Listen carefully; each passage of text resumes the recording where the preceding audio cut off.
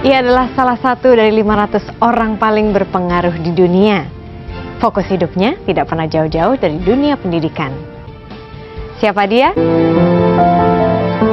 Anda ini kan dulu merupakan salah satu anggota komite tim 8. Kemudian Anda menjadi salah satu anggota komite etik KPK.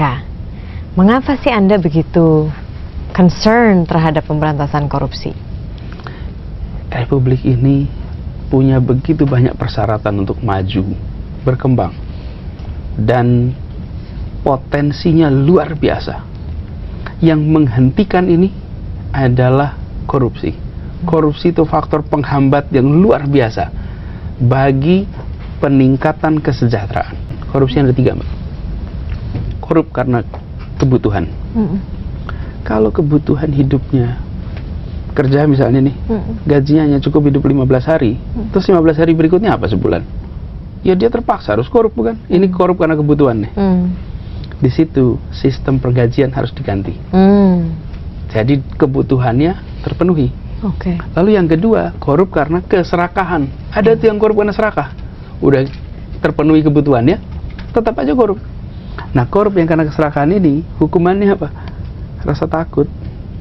Jika dia akan dimiskinkan total, dia menghadapi hukuman yang amat berat, tak ada maaf, maka korup itu menjadi irasional. Lalu yang ketiga, korup karena sistem.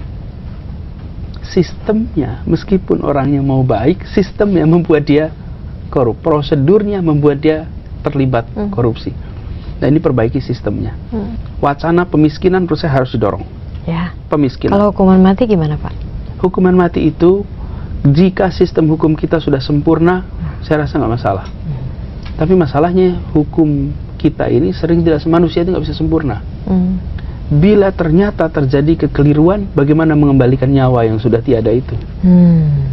Dan begitu mereka dimiskinkan, hartanya diambil alih untuk negara, nanti biar para ahli hukum yang memikirkan klausulnya. Tetapi sebagai pilihan, sebagai sikap bangsa ini harus tegas. Dan di situ menurut saya tak ada ampun untuk mereka. Saya merasa giliran kita nih hari ini untuk memerangi korupsi secara all out. Dan itu harus dibangunnya sebenarnya dari rumah. Maksudnya?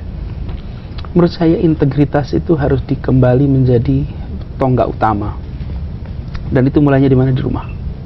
Caranya menumbuhkan orang integritas? Tua adalah pendidik terpenting untuk integritas.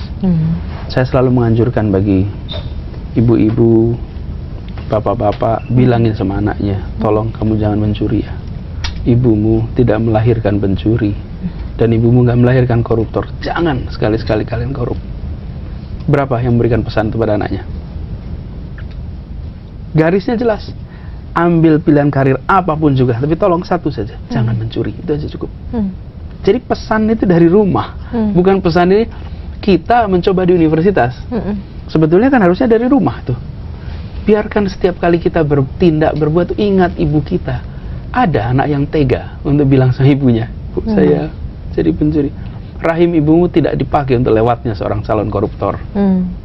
Hari ini kita masih tidak menganggap ini sebagai masalah penting.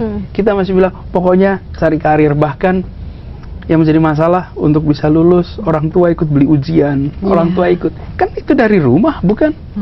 Bagaimana berharap anak-anak ini menjadi champion untuk anti korupsi ketika dia menyaksikan di rumah justru menghalalkan segala cara. Inilah menurut saya kunci kalau kita memperbaiki